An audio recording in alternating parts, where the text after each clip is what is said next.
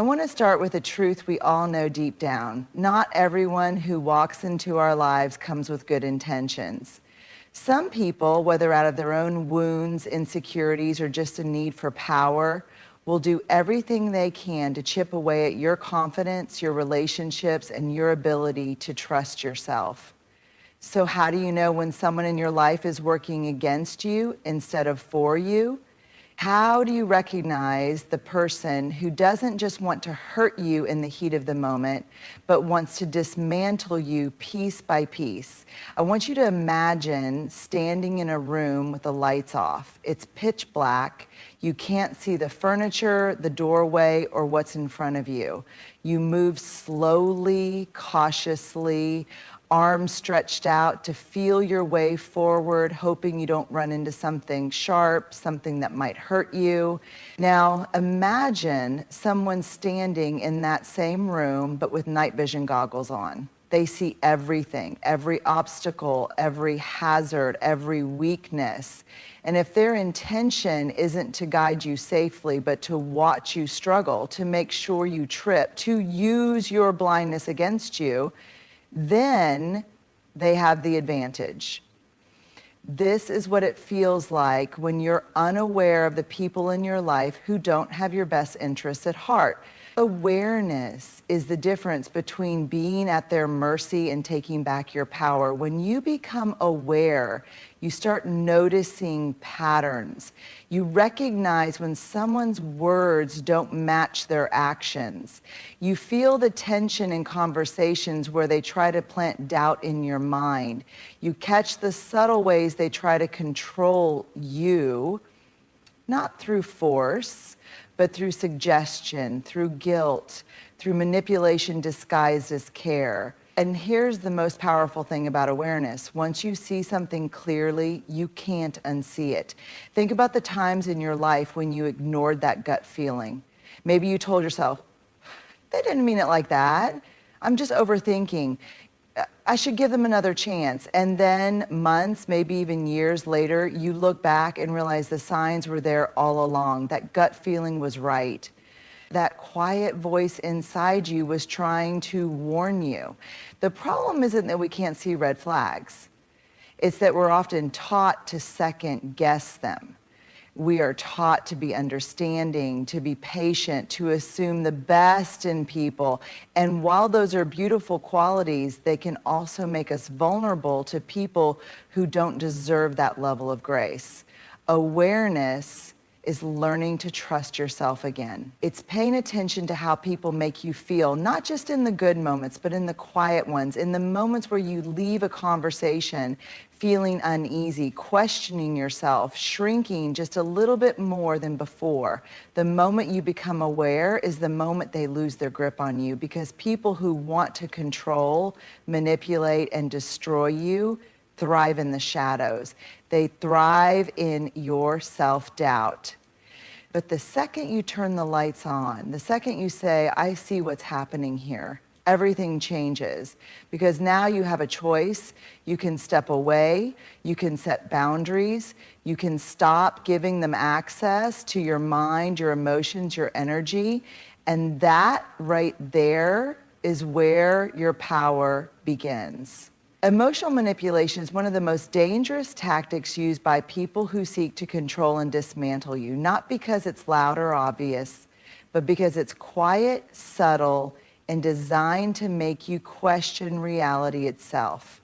It doesn't show up in the form of a direct attack. It creeps in like a slow poison, one drop at a time, until you're no longer sure if you're standing on solid ground or sinking into emotional quicksand. So how does it work? How do manipulators gain control without ever having to raise their voice or make a direct demand? One, they twist your emotions against you. At first, they might come across as deeply caring. They listen intently. They remember small details. They offer comfort when you're down. But over time, that attentiveness is used as a weapon. They know your fears, your insecurities, and your emotional triggers, and they begin to use them against you. Maybe they criticize you, but wrap it in false concern. I just worry that you're too sensitive. You need to toughen up. Maybe they invalidate your feelings by making you doubt yourself. That never happened the way you remember it. You're exaggerating. Maybe they turn your love and kindness into a burden. If you really cared about me, you wouldn't question me. Little by little, they shape the way you see yourself. They make you feel like you're the problem, like you're overreacting, misunderstanding, or just being difficult.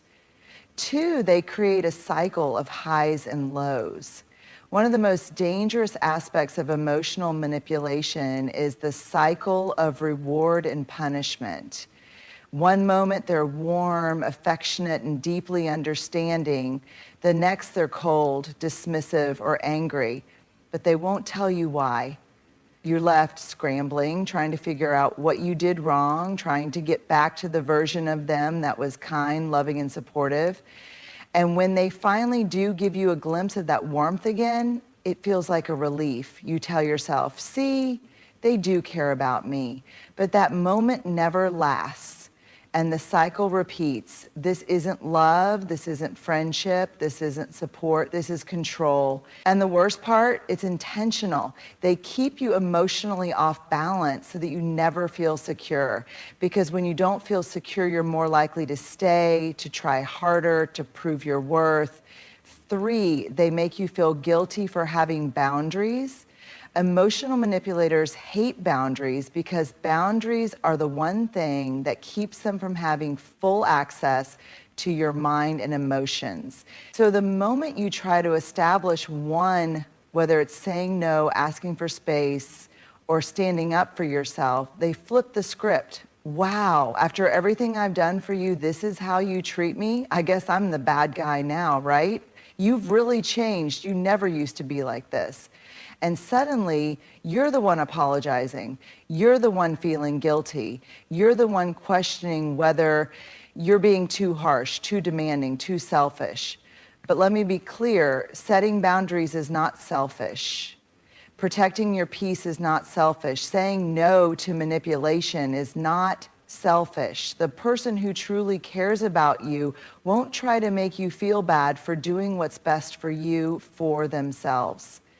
They make themselves the victim. No matter what happens, no matter how much harm they cause, an emotional manipulator will always find a way to make themselves the victim. You call them out for hurting you, suddenly they're the one who's hurt because of how you confronted them. You distance yourself because their presence drains you. Now they're telling everyone how cold and heartless you've become. You stand up for yourself after months or years of being treated unfairly. Now they're saying, I don't know what happened to you. You used to be so kind. They rewrite the story so that they are the one who has been wronged and you are the one who should feel bad for speaking up. This is not accountability. This is manipulation. 5, the silent treatment and emotional withholding. There's another tactic emotional manipulators use when they can't control you through guilt or distortion. They control you through silence. They withhold affection, they ignore your messages, they act like you don't exist until you're desperate to make things right. And then when they finally do acknowledge you again, you feel relieved. But that's the trick. They want you to associate emotional security with their approval. They want you to crave their validation. And once they know you'll do anything to avoid their silence, they own you. How do you break free? Awareness is step 1. Once you recognize manipulation, it starts to lose its power. The next step, stop playing the game. Stop explaining yourself to someone who is committed to misunderstanding you.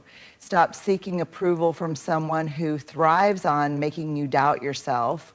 Stop trying to fix a dynamic that was designed to keep you small. The truth is, you don't owe anyone unlimited access to your emotions. You don't owe anyone endless chances. And you don't have to carry the weight of someone else's emotional dysfunction. People who love you won't use your emotions as weapons. People who respect you won't make you question your own reality. And people who truly value you will never, ever need to manipulate you to keep you close.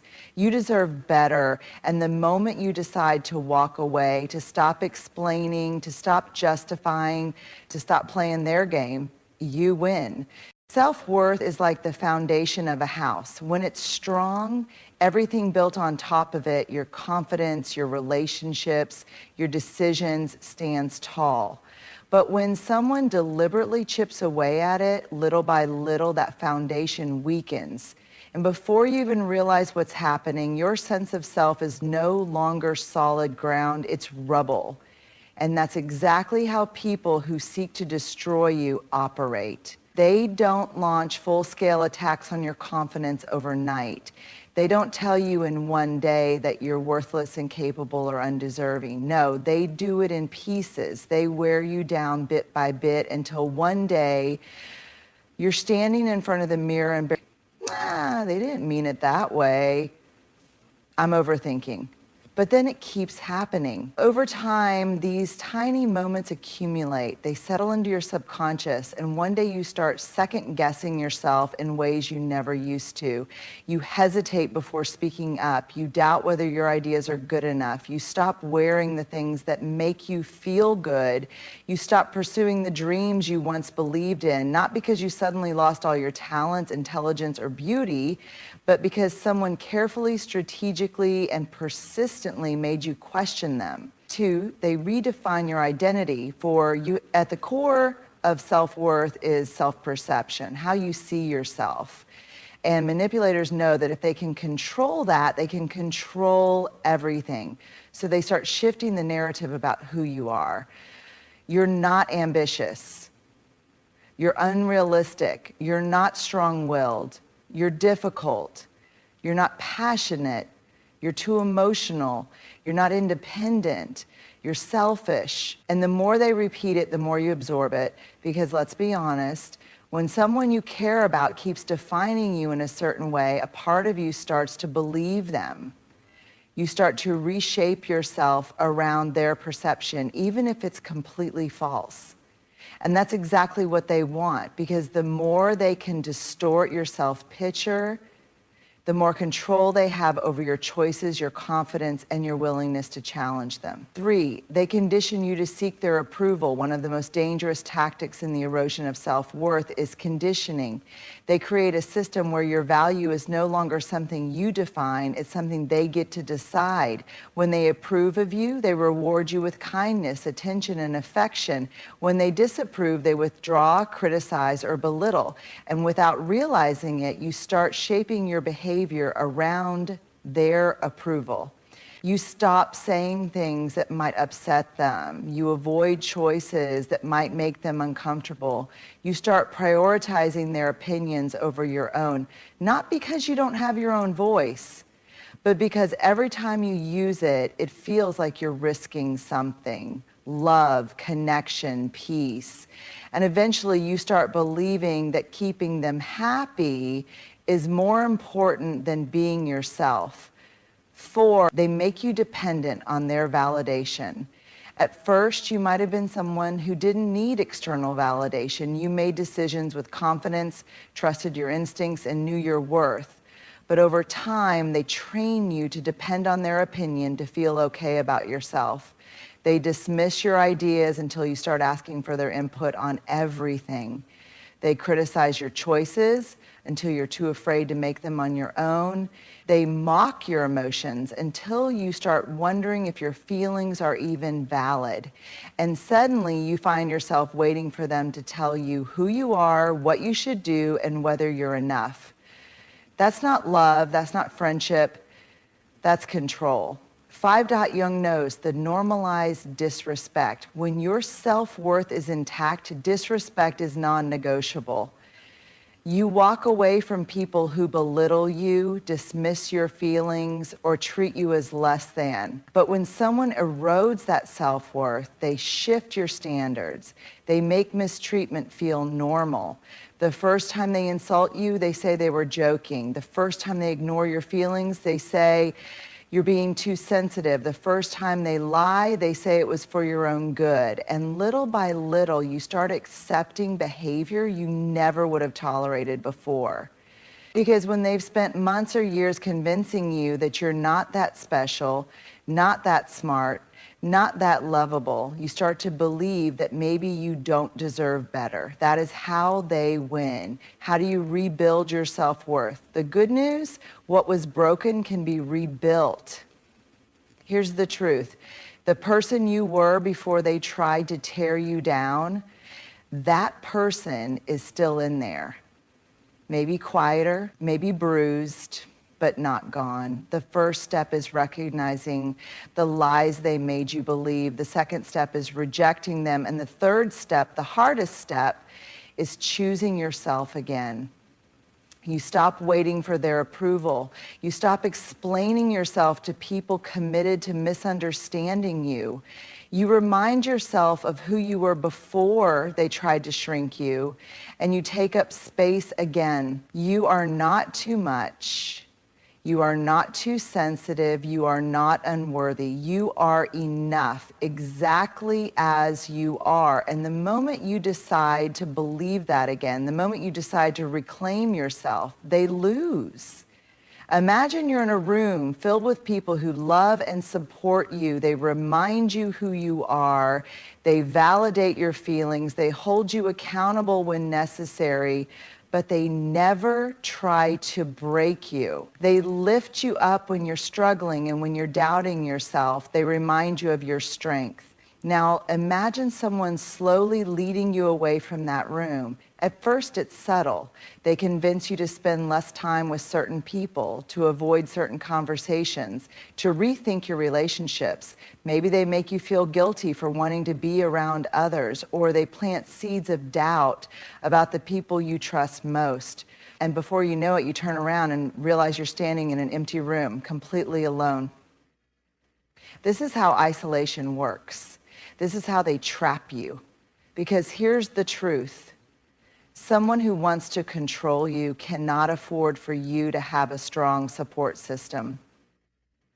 They cannot risk you having people in your life who remind you of your worth, who see through their manipulation, who might encourage you to leave. So they take your relationships, your friendships, your family ties, your community, and they break them down piece by piece. And they do it so slowly, so carefully that by the time you notice, the damage is already done. One, they sow doubt about your closest relationships. The first step in isolating you isn't physically pulling you away from people, it's making you question them. Have you ever noticed how jealous your best friend is of you? Your family never really supports you. I don't think they actually want what's best for you. I just get a weird vibe from them. I don't think they like me. And that's a red flag. At first, they disguise it as concern. They pretend they're just looking out for you, that you're only pointing things out because they care. And you might even start to wonder, are they right? Have I been blind to these things? But the truth is, this isn't about protecting you. This is about planting doubt. Because the more you question the people in your life, the easier it is for them to create distance between you. Two, they make themselves your only safe space. Once they've made you suspicious of the people who actually care about you, they position themselves as the only person who truly understands you. I'm the only one who really knows you. No one else sees how amazing you are like I do. I just want to protect you from people who don't appreciate you. And at first it feels good. Who doesn't want to be with someone who makes them feel special, valued, irreplaceable? But what's actually happening is that they are cutting you off from everyone else. They're ensuring that your emotional security is dependent on them and them alone. And once they know they're the only voice in your life, they can start reshaping your reality. 3, they create conflict between you and others. If convincing you to doubt your relationships isn't enough, they'll start creating actual fights and misunderstandings. Maybe they tell you that someone talked badly about you behind your back. Maybe they twist your words when talking to someone else, creating drama that never needed to exist. Maybe they directly interfere, sending messages, stirring up tension, making sure that you feel like you're constantly at odds with the people you once trusted. And eventually you get tired of the drama, tired of the tension, tired of the confusion. So to make things easier, you withdraw. You pull back from friendships, from family, from social spaces. You convince yourself that life is simpler this way. But what you don't realize is that this was their goal all along. 4, they make you dependent on them for emotional support. Once they've successfully cut you off from the people who genuinely care about you, they become your only source of emotional validation. Now, when you're struggling, you have no one else to turn to but them. Now, when you're feeling insecure, they are the only person who can reassure you. Now, when you're questioning yourself, they are the only one giving you answers. And here's the dangerous part, because they are now your only emotional lifeline, you start doing everything in your power to keep them happy. You start bending over backward to avoid upsetting them, because losing them would mean losing the only connection you have left. And that's how they gain total control.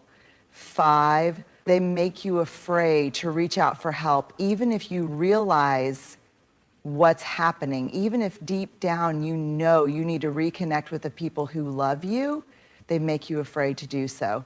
They convince you that no one will understand, that it's too late to rebuild those relationships, that people will judge you for staying with them so long. And so you stay, not because you want to, not because you don't feel the loneliness creeping in, but because they have made the outside world feel like a place you no longer belong.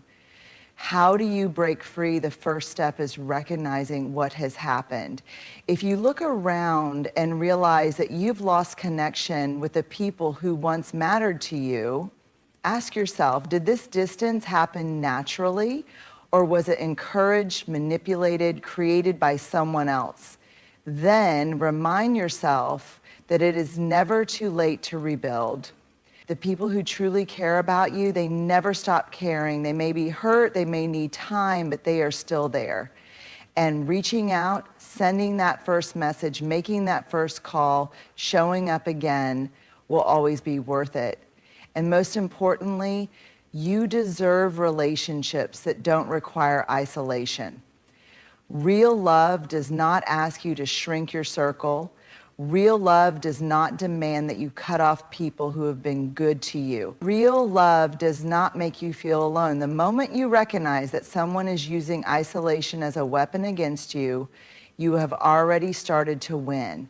Because now you can take your power back, you can reclaim your space, your relationships, your support system.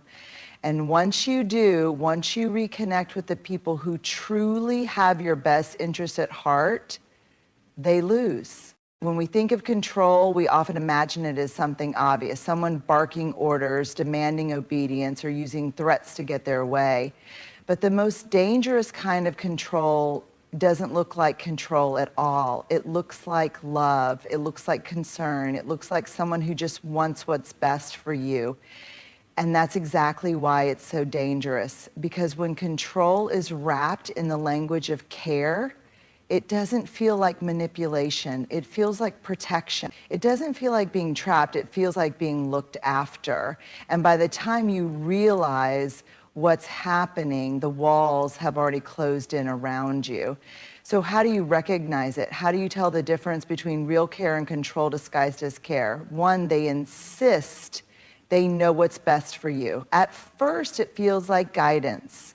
They give you advice. They help you make decisions. They share their perspective on your choices. And that's normal, right? That's what people do when they care about you. But then you start to notice a pattern.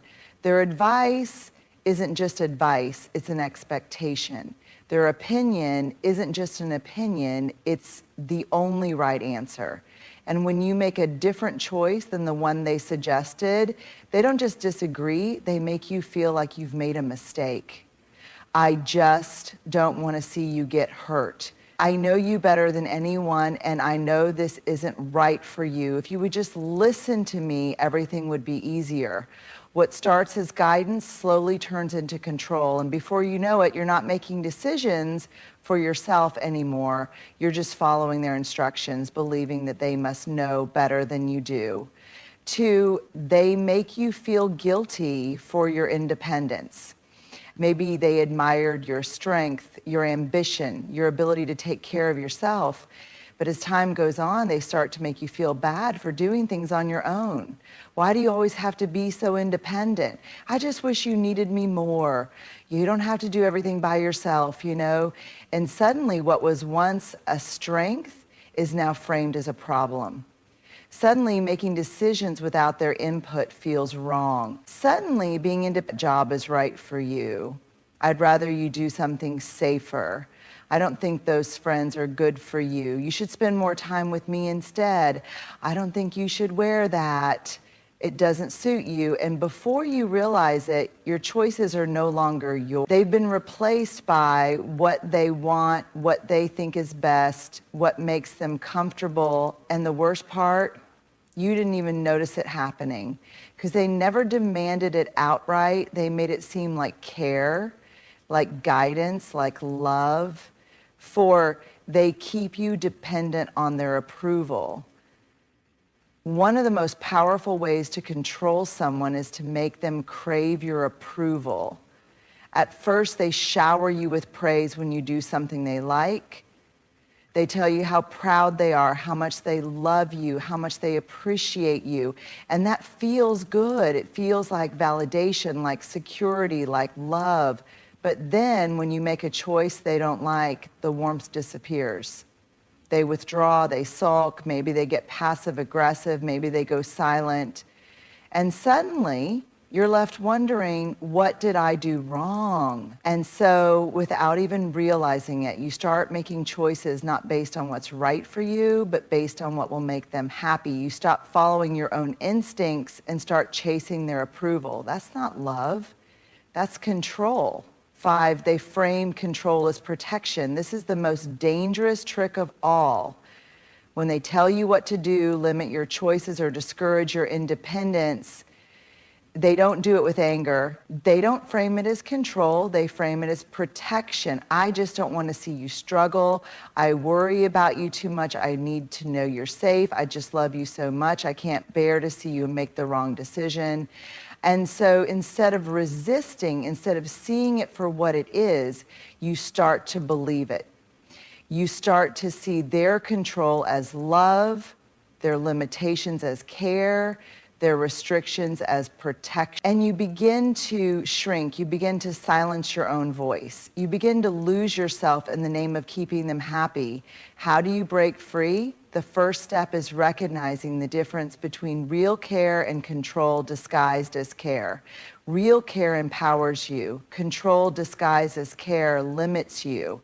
Real care respects your choices.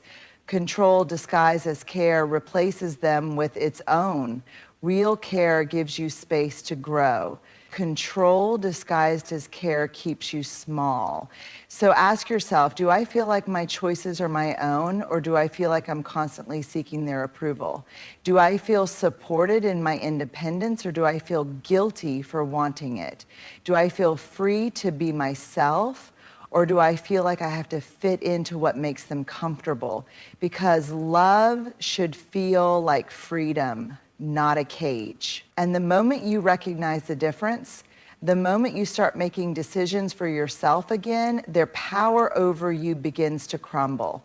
You do not owe anyone your obedience. You do not owe anyone control over your life. You do not owe anyone the right to shrink you under the disguise of love, because real love never asks you to surrender yourself.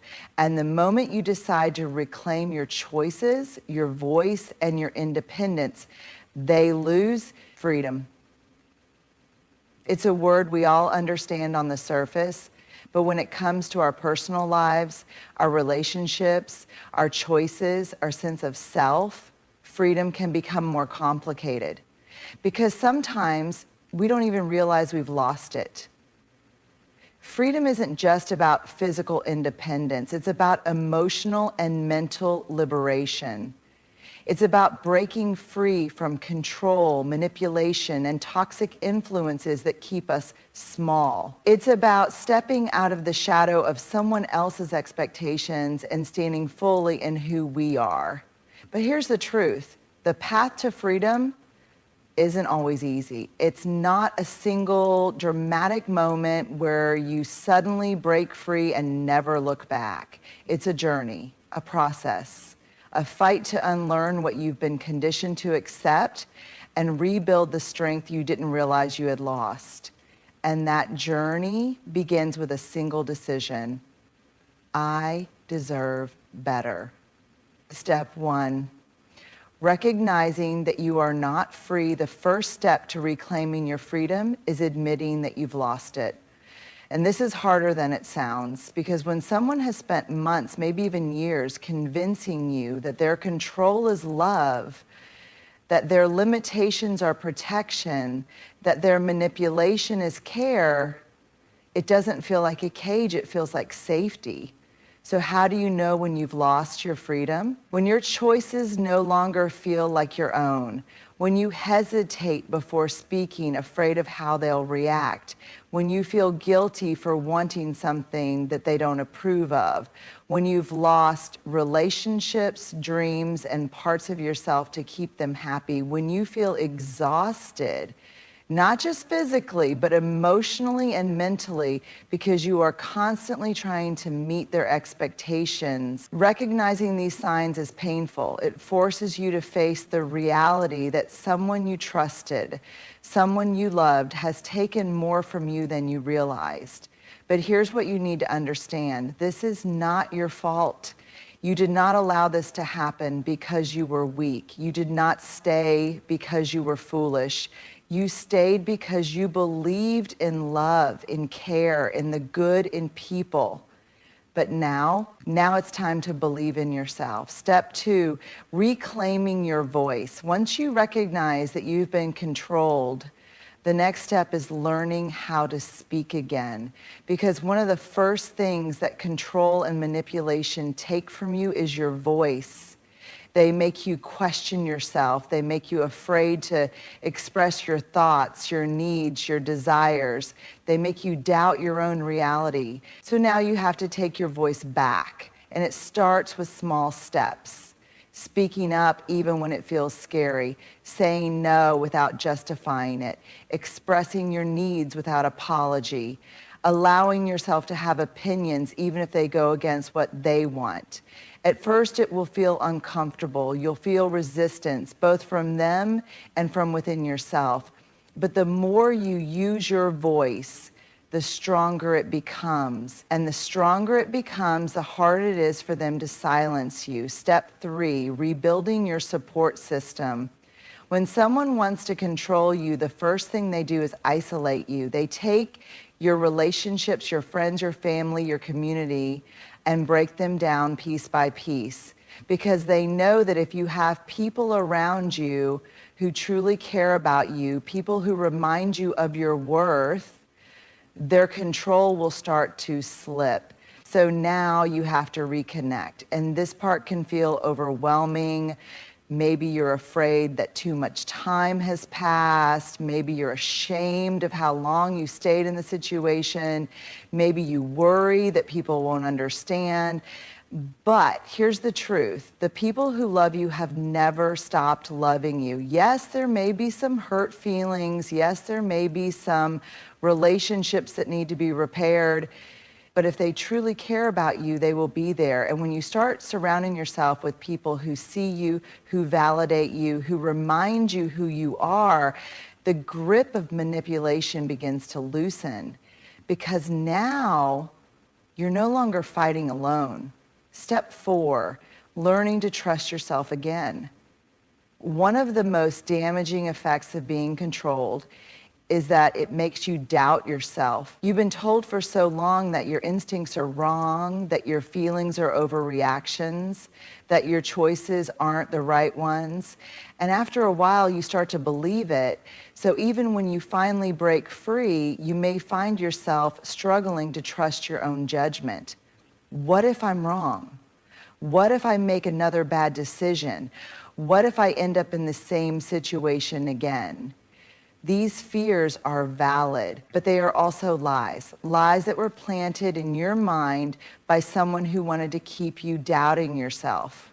The truth is, you are capable, you are strong, you are wiser now than you were before, and the only way to rebuild that trust in yourself is to start making choices again, without fear, without guilt, without apology. At first, it will feel uncertain. But every time you make a choice and see that you were right, every time you listen to your intuition and realize it was guiding you in the right direction, your confidence will grow, and soon you will trust yourself more than you ever trusted them. Step 5, creating a life that belongs to you. Freedom isn't just about breaking away from control, it's about deciding what comes next. Because now you are not just leaving something behind, you are stepping into something new. A life that you couldn't live without them. But the moment you take your power back, the moment you say, no more, I deserve better, I choose myself, they lose. Because they can no longer reach you, they can no longer control you, they can no longer manipulate you into believing that their love was real love. And when you finally step into your own power, when you choose freedom over fear, when you reclaim everything they tried to take from you, you win. And this time, the life you build is yours and yours alone. Freedom is not something someone gives you, it's something you reclaim for yourself. It is a decision, a journey, and a promise to yourself that you will no longer live in someone else's shadow. That you will no longer shrink to make someone else comfortable. That you will no longer mistake control for care. The truth is, breaking free is not just about walking away from manipulation and control. It's about rediscovering yourself. It's about unlearning the doubts and fears that were planted in your mind. It's about realizing that your voice matters, that your choices are valid, and that you are worthy of a life that is truly your own. Yes, the path to freedom is difficult. It requires courage to face the truth, strength to stand up for yourself, and resilience to rebuild what was lost. But the moment you decide that you deserve better, the moment you stop seeking permission to be yourself, the moment you choose to live on your own terms, that is the moment you win. Because real love does not silence you. Real love does not trap you. Real love does not demand that you shrink yourself to fit into someone else's version of who you should be. Real love, whether from others or from within, sets you free. So today, right now, choose yourself. Choose your voice, choose your future, and step boldly into the life that has always been waiting for you. The life where you are no longer controlled, no longer manipulated, no longer afraid. And a life where you are finally, completely, and unapologetically free.